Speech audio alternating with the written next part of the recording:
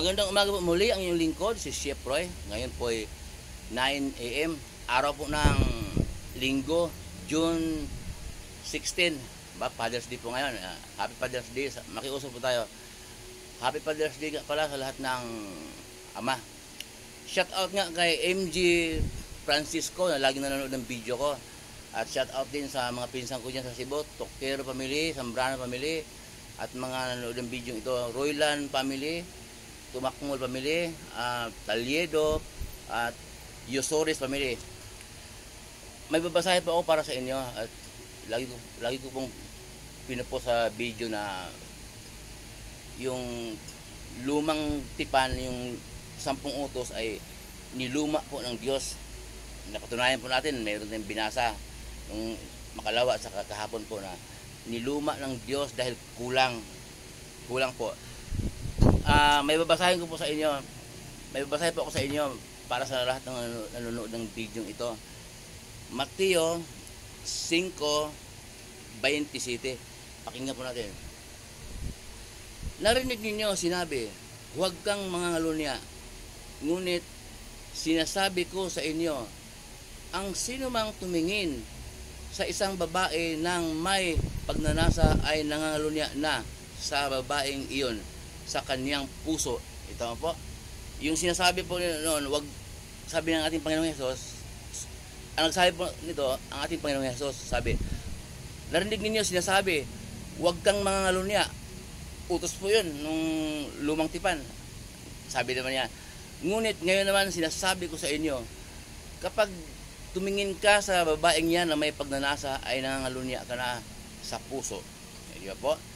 Kaya talagang malinaw po na niluma ng Diyos ang 10 utos, ang mga utos nung panahon ni Moises, yung pero utos ng Diyos 'yon. Kay Moises sinabi at si Moises naman ang magsasabi doon sa mga Israelita. Isa pa po may dito po pala sa Mateo 5:43. Pakinggan po natin. Narinig ninyo sinabi, ibigin mo ang iyong kapwa at kamuhian mo ang iyong kaaway. Ngunit ito naman ang sinasabi ko, ibigin ninyo ang inyong kaaway at ipanalangin ninyo ang mga umuusig sa inyo. Kita po nyo? Yung lumang tipan po, sinabi na ibigin mo ang iyong kapwa at kamuhian mo ang iyong kaaway. Yun po, lumang tipan yon. Pero sabi natin Panginoon Hesus, ngunit ito naman ang sinasabi ko sa inyo. Ibigin mo ang iyong kaaway at ipanalangin mo lahat ng umuusig sa inyo. Matindi po. Talagang niluma talaga ng Diyos ang bagong tipan. Mayroon po tayong prueba. Mayroon po, sa Biblia rin po, hindi man ako mahirap po mag-post ng video tapos sarili ko. Ang manawagan ko po sa lahat ng nanonood ng video ito, kung nais mag-comment, magtanong, pwede pong mag-comment po at magtanong, sasagutin po yung lingkod. Huwag po kayo mag-alala, hindi po kapilosopuhan ang isagot ko po, galing din sa Biblia. At ang sinasabi po dito sa binasa natin, sinabi ng ating Panginoong Hesus na ibigin mo ang iyong kaaway, ipanalangin mo lahat ng umuusig sa inyo. Normal po yun, yung halimbawa mayroong galit, mabigat ang dugo sa'yo, ganun, at sinisiraan, gano'n.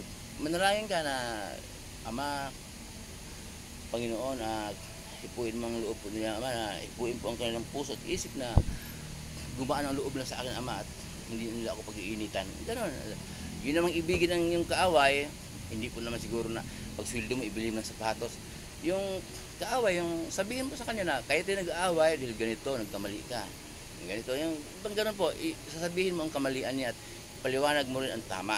Yun po ang ibigin mo ang iyong kaaway. Muli po ang iyong lingkod, si Chef Roy. Ingatan po kayo ng Diyos.